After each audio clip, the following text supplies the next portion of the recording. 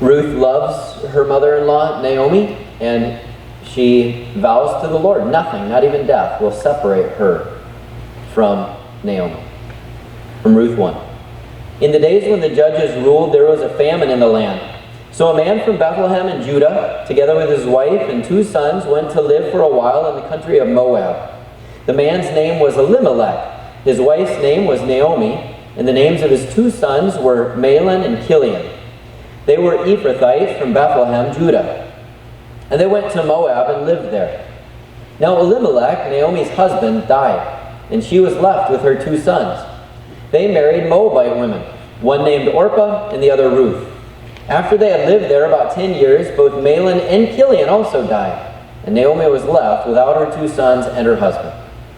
When Naomi heard in Moab that the Lord had come to the aid of his people by providing food for them, she and her daughters-in-law prepared to return home from there.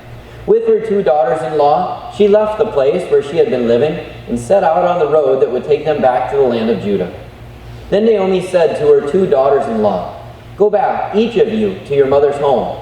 May the Lord show you kindness, as you have shown kindness to your dead husbands and to me.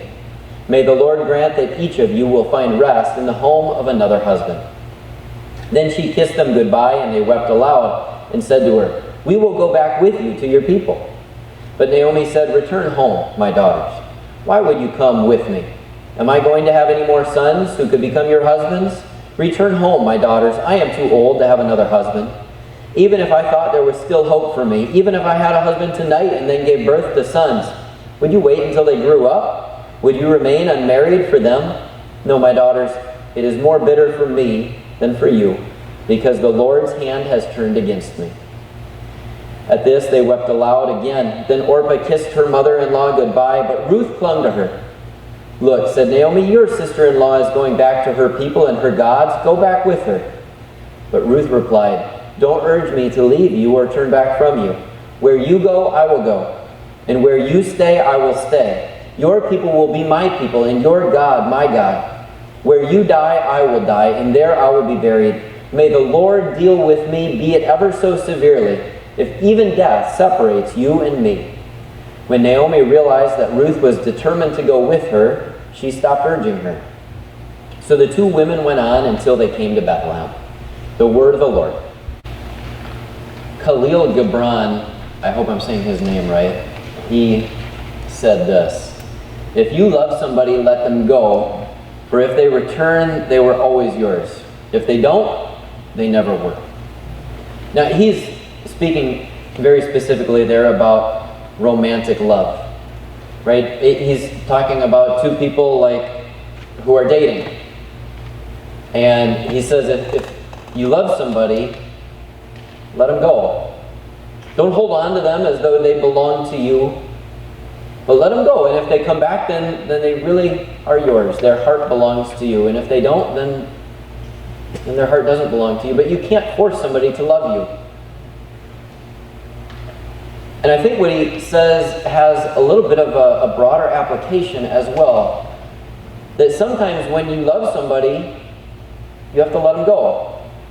There's a whole bunch of movies about this with animals. An animal in the wild is sick or hurt, and so they end up getting nursed back to health, being taken care of. And after they're healed, in the movie it's always some little kid. Some little kid loves the animal. The animal's like their best friend. But the animal belongs in the wild. And so what does the kid do? The kid lets him go, right? Free Willy. And every other animal movie like that. If you love someone, you'll let them go. It's true with our children. Every year on the first day of school, all the moms walk their kindergartners in, and there's crying in the parking lot, and there's crying in the hallways. They love their kids. But they let them go to kindergarten because that's where they should be. They need to learn. If you love somebody, you let them go. It's true as our children grow up.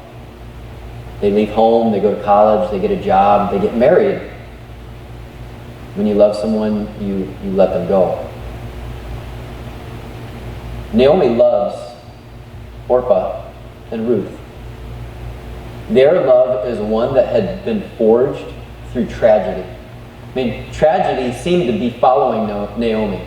There's tragedy, a smaller tragedy in Bethlehem, where she lived with her husband Elimelek and her two sons Mahlon and Kilion. There's a famine in the land. Food is so scarce that they pack up and they leave their country, their home, and they move to Moab. And when they get to Moab, they settle down. They're not just moving there for a little while. I mean, they settle. They settle to the point that Mahlon and Kilion, they marry Moabite women. They're not planning on going back to Bethlehem anytime soon. The famine is so severe. But tragedy strikes Naomi again. Her husband, Elimelek, dies. And then her sons, Mahlon and Kilion, married to Ruth and Orpah, her sons also die. And after all this tragedy strikes again and again and again, what is Naomi to assume other than that the hand of the Lord has turned against her? Here she is living in Moab, taking care of these two Moabite women. They're like daughters to her. She calls them daughters as she addresses them. When she hears that there's food again in Bethlehem, she packs up to leave, and Orpah and Ruth are going to go with her. But as they're leaving, Naomi says, "Go home. Go back to your mother's house. Why would you stay with me?" What does their future look like with Naomi? Naomi's going to go back to Bethlehem, but how is Naomi going to be able to care for these women? What does their future look like with Naomi? Are they going to be able to find husbands? They're going to be foreigners in Bethlehem. Naomi says, "Go home. Find a husband here. Settle down with him. If you come with me, what kind of life are you going to have?" She loves these girls. They're daughters to her. And it's because she loves them that she says, "Go home. You still have a chance at a life if you go home, but not if you stay with me." And Orpah weeps, and she hugs and she kisses Naomi, and she leaves. And there's nothing wrong with her leaving. But Ruth clings to Naomi. Ruth will not leave her mother-in-law. Ruth will not leave Naomi. She says, "I'm going with you. Where you go, I go. Where you stay, I stay. Your God is my God. Your country, my country. Your people, my people. Not even death will separate us from one another." And then she takes a vow. She makes a vow. And she doesn't make that vow to some god of Moab, her country. She makes a vow to the God of Israel, the Lord. "May the Lord deal with me ever so severely if anything separates me from you, even death." I think that probably gives you a hint at where Ruth's heart is, to whom Ruth's heart belongs, to Naomi and to the God of Naomi. And so Ruth is going with Naomi. In love, Naomi lets them go. But Ruth, she won't go. Ruth is free, but she chooses to stay with Naomi. It's in freedom that Ruth stays with Naomi. She does that because she loves Naomi. She doesn't do that out of a sense of duty or obligation to her mother-in-law. She does it because she loves her mother-in-law. And this is a love that has been formed through tragedy. Ruth marries a foreign man. She moves in with a foreign family. She becomes part of a family that's not from Moab, not from her people, not from her culture. She accepts the God of this family as her own God. And then that son's life is ended. That her husband's life is ended. Naomi's son. They both lost someone that they loved, this man, Mahlon. And how they must have been there for each other. to comfort one another, to encourage one another, to grieve with each other. A bond of unity and love is formed between these two women, so that Ruth loves Naomi. Ruth chooses to stay with Naomi over her own family, over her own country, over her old gods. That's what love does. That's very different than a sense of duty or obligation, isn't it? Duty or obligation. I mean, if Ruth just felt obligated to stay with Naomi, can you imagine how that would go? Or if Naomi hadn't given the young women the way out, go home. If she would have insisted, stay with me, I need you. Maybe they would have stayed out of a sense of obligation and gone back to Israel. But what would that have been like?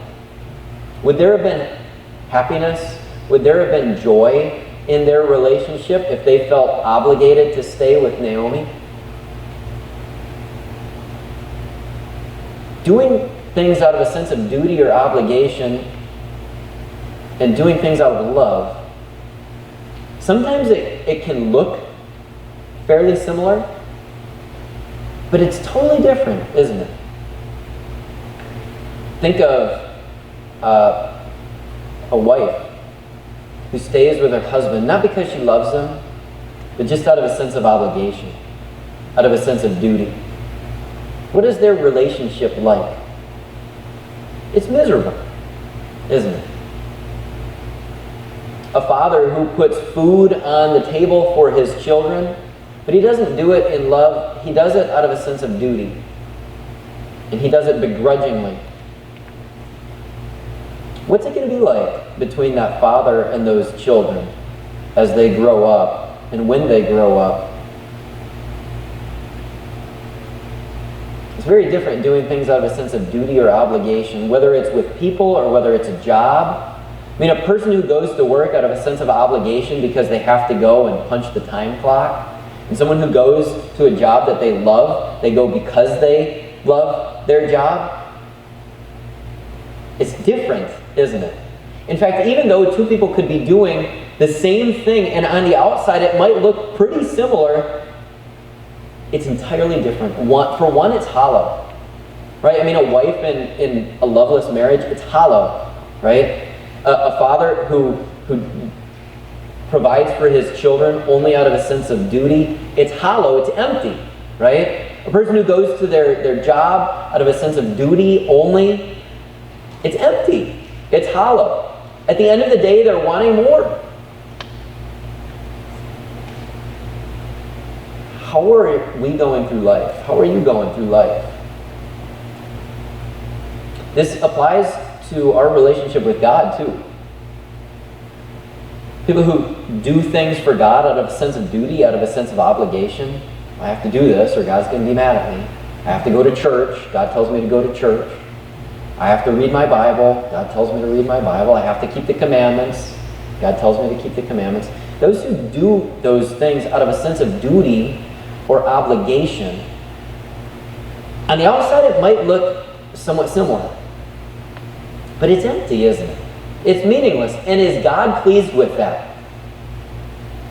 Is my wife pleased with me if, out of a sense of obligation, I do something nice for her? Because she tells me you have to do something nice for her. She's not happy with that, is she? Right? Because it's not love. It's an obligation. Naomi sets Ruth free. And so Ruth has the opportunity then to love her mother-in-law. Not out of a sense of obligation, but because she loves her. She stays with her because she loves her. And think about what God has done for us. God has set us free. That's what Paul said in Galatians chapter 5. You are not under the law. God has set you free. Think about what God has done for you. Not out of a sense of duty or obligation. God doesn't come begrudgingly to earth for you. God comes in love for you and for all the people of the world, for all of us. God comes in love to bear our sin. He doesn't bear our sin because he has to. He bears our sin because he chooses to. He wants to. He does it in love. There's a big difference there, isn't it? You are free. That's the difference. God was free. And in his freedom, he loved us. And now he set us free. He set us free from the law. What a risk, right? That in setting us free from the law, some people just go do whatever they want.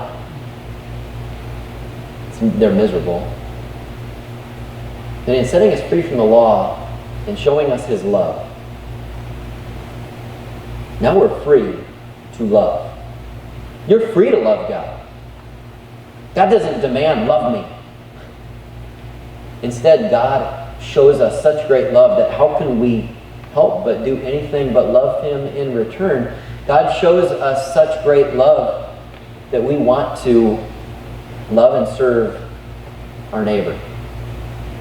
It's not I have to take care of that person who's in need. It's not I have to be generous. It's not I have to help. I love. And in love, it looks different, doesn't it? It is different. When a husband and a wife love each other, when there's love in a marriage, it's different, right? It's a joy to serve the other. It's not a burden. In a family relationship with children, it's not a burden to put food on the table or to spend time with the kids and play with the kids. It's a joy, right? Because of love. Love makes it a joy. Love fills it with meaning and purpose. It's not just going through the motions. Your heart's in it. And the same can be true of your work, what you do. The same is true with the way that we look at our neighbor. That our neighbor and the needs that our neighbor has, it's not a burden to us. It's not a burden to us to go talk to our neighbor. It's not a burden to us to help our neighbor out. It's not a burden for us to be a friend to our neighbor, to be there for our neighbor. It's a joy. And even if our neighbor is our enemy, it's a joy. It's not a duty. It's not an obligation. Jesus' parable of the Good Samaritan shows that, right? I mean, the Samaritan really has no duty, no obligation to a Jew. And so it's freely given. It's assistance freely shared. It's support that comes from a heart of love. And this is what we are now free to do. We're free. And it's not our love that causes God to love us. It's God's love that causes us to love him and each other and our fellow man, whoever they are. And in that freedom, there's joy. There's happiness. There's satisfaction in what we do. Because it's not empty. It's filled with purpose. Our lives are filled with purpose. And the purpose of our lives, if you have to summarize it in one word, is love. It didn't really seem like Ruth was going to have much of a future with Naomi. And by all worldly accounts, there just wasn't much good that could come from Ruth going to Israel. But the Lord worked things out for good. When they go back to Bethlehem, Ruth gleans. She picked extra wheat and barley in the field of a man named Boaz. Boaz was the kinsman redeemer for the family. He was actually one removed from the kinsman redeemer of the family. But the guy who was first in line, he didn't want to do it. And so Boaz did. He redeemed Ruth. He married her. She was well provided for, well taken care of, and so was Naomi. The way this worked in Israel at the time is that Boaz would If the Lord blessed Boaz and Ruth with a child, that child would bear the name of the deceased husband. And so the Lord did give a child through Boaz and to Boaz and Ruth. That child's name was Obed. Obed was the father of Jesse, and Jesse was the father of David. A woman who had no prospects for a future is the great-grandmother of the greatest king of Israel. Well, second greatest king of Israel. She's not just the great-grandmother of David, but she's an ancestor of the king. The one who came in love. Not duty, not obligation, but love for her, to save her. Love for Mahlon and Kilion and Elimelek and Naomi and all the people of Bethlehem and all the people of Israel and all the people of the United States and all the people of the world. That king came in love, and he came from her own line. She is his ancestor. What great love God has for his children. Out of tragedy is formed this bond of love between Ruth and Naomi. And when we think of the tragedies that we face in life on a regular basis, and the tragedy of our sin, look at the bond of love that is formed between us and God, who endured tragedy and sin and death for us, to win us to himself, to save for himself a people his very own, redeemed and bought and belonging to him. A people free to love. Amen.